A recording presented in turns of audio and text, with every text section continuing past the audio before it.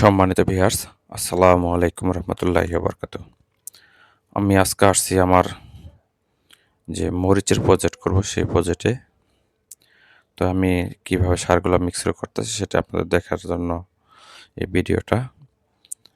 তো এই ভিডিওটা না টেনে পুরোটাই দেখবেন, কারণ এখানে দীর্ঘদিন আমি এই জমিটা চাষ করে ফেলায় রাখছিলাম। বৃষ্টির কারণে আমি এখানে চাষ করতে পারিনি। সময়ে অভাব, কারণ এই বৃষ্টির কারণে এখানে এই যে বেডটা করব সে বেডটা করতে পারি নাই। তো আজকে ২ দিন যাবৎ একটু শুকাইছে। এই বেডটা আজকে তৈরি করতেছি। তো আপনাকে একটু দেখানোর চেষ্টা করি যে কিভাবে আমরা এই বেডটা তৈরি করব।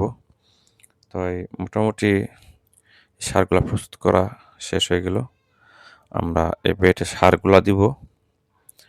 তো আমরা এখানে বোরন, সালফার, ম্যাগনেসিয়াম এবং কি থিওপিট, পটাশ, জিপসাম, ডিএপি, এমওপি যা যা লাগে সমস্ত সার আমরা এখানে মিক্সার করে নিছি।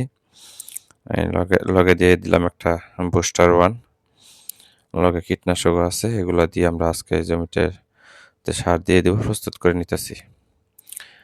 তো সবাই আমাদের জন্য দোয়া করবেন যাতে আমাদের এই বর্ষাকালে মরিচ চাষটা করতে পারি। তাই মোটামুটি বেডটা করা শেষ হয়ে গেছে, সারগুলো দেওয়া শেষ হয়ে গেছে।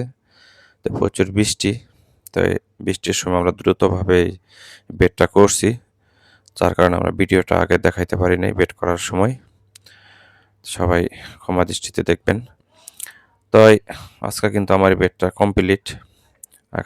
এখন থেকে যে সাইডে যে বেড়াগুলো দিয়ে দিছি, এখানে হয়তো ছাগল, গরু, অন্যান্য অথবা মানুষ এগুলো কিন্তু ভিতরে ঢুকে নষ্ট করার চেষ্টা করে, যার কারণে আমি একটু বেড়াটা ঠিক মতো দিয়ে দিছি।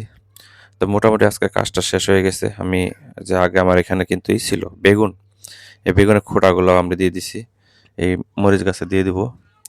আর এখন আপনাদের একটু দেখানোর চেষ্টা করতেছি, যেহেতু আমি বৃষ্টির সময় দেখাইতে পারি নাই, এখন দেখাইতেছি যে আমি কী সারগুলো প্রয়োগ করলাম। তো মোটামুটি আমি এখানে কী সার দিছি পরবর্তী আরেকটা ভিডিও দিব আপনাদের, আমি যখন গাছগুলো রোপণ করব।